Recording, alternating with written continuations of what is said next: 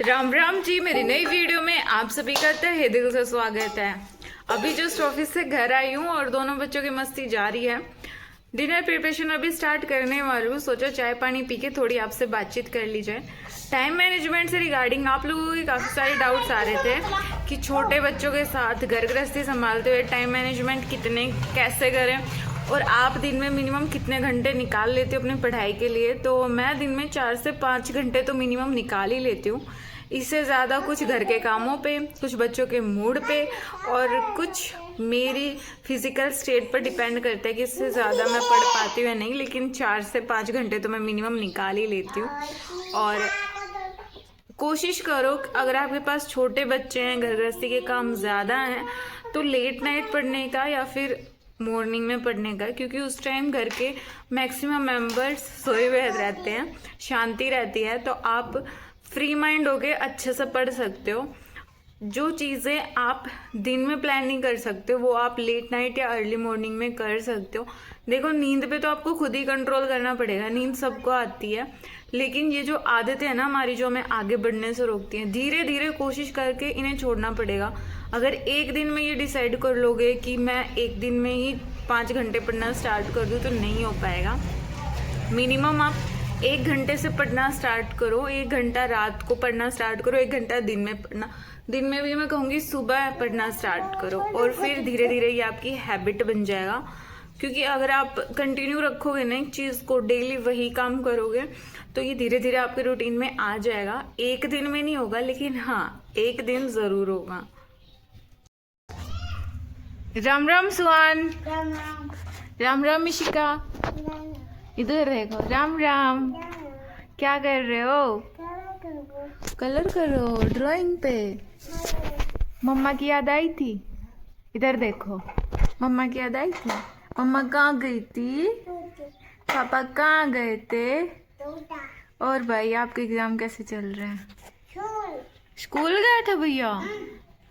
दिखाओ आज क्या बनाया। फ्लैग। एंड ये तो उल्टा सीधा बना दिया। ये तो मैंने अपने लास्ट वीडियो में दिखा दिया था। बिट्टू, अरे बाप रे, अरे बाप। हाँ, खराब कर दिया। क्या है? तो ऐसा मुक्कू बना रहा।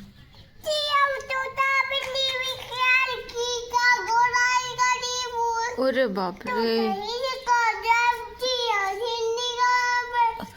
मिचू एक पोएम सुना दो। कौन सी सुनाती है ये? सुनाइए मिठू, एक पोएम सुनाइए।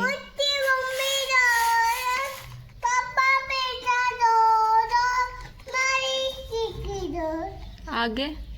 वो गाना जब मछली जल की रानी है, पानी देते नानी है, हिक्की गानी नानी है, पानी किक्की गानी है। वाह, क्लैपिंग करो, चलो क्लैपिंग करो। चूहे का बुखार है, हाँ, आज मंगलवार है, इधर गाओ ना।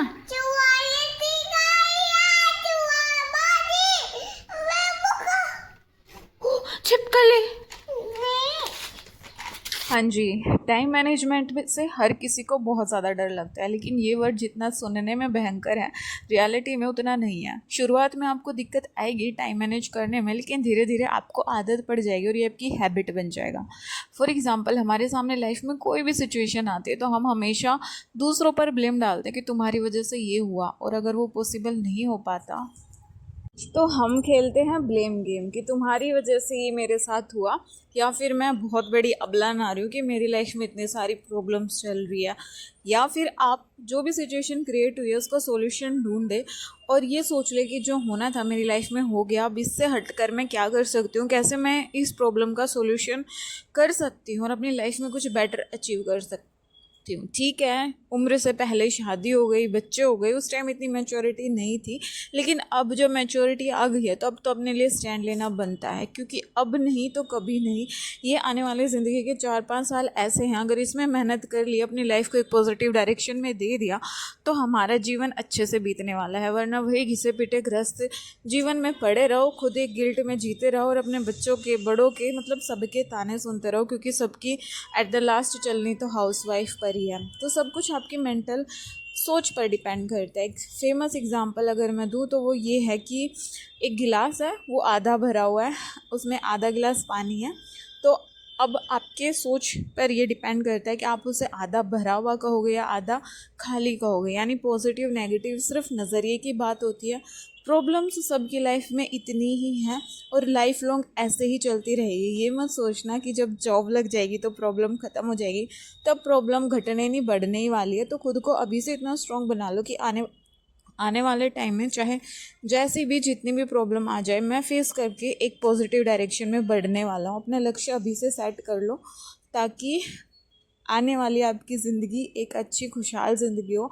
और कुछ ना तो अपने बच्चों के सामने तो एग्ज़ाम्पल सेट कर ही दो। तो अभी 9 बजने से पहले हमारा खाना पीना सब समाप्त हो चुका है। कल क्या पहनना है, क्या बनाना है, वो मैंने रेडी कर लिया और अब बारी है इन दोनों शैतानों को सुलाने की। कोशिश करती हूँ 9 बजे तक मैं सारे घर के काम ख़त्म कर दूँ, ताकि 9 के बाद का टाइम सिर्फ़ और सिर्फ अपनी पढ़ाई को यूटिलाइज़ कर पाऊँ। लेकिन बच्चों की नींद का कोई शेड्यूल फिक्स नहीं है, लेकिन आज बाय गॉड ग्रेस ये 9:15 बजे तक सो गए थे और अब बारी थी मेरी पढ़ाई कंटिन्यू करने के लिए। उठा ली थी मैंने अपनी नोट्स बुक और आज मैं करने वाली हूँ अपने नोट्स कंप्लीट। टारगेट मैंने बनाए थे कि जो करंट अफेयर्स ऐप पर प्रोवाइड है हरियाणा से रिगार्डिंग, वो मैं सारे कंप्लीट कर दूँ, क्योंकि आजकल के एग्ज़ाम पैटर्न के हिसाब से हरियाणा करंट अफेयर बहुत ज़्यादा अबंडेंट मात्रा में पूछे जा रहे हैं। तो शुरुआत तो मैंने कर दी थी, बस आज इसे समापन करना था। तो यहाँ पर मैं लग चुकी थी अपने नोट्स बनाने। वैसे तो नोट्स PDF फॉर्म में भी अवेलेबल हैं, लेकिन मैं खुद करके सीखने में बिलीव रखती हूँ। तो यहाँ पर मैं खुद ही लिख रही थी। वो कहते हैं ना कि जब तक लिखते लिखते आपके हाथों में दर्द ना होने लग जाए, तब तक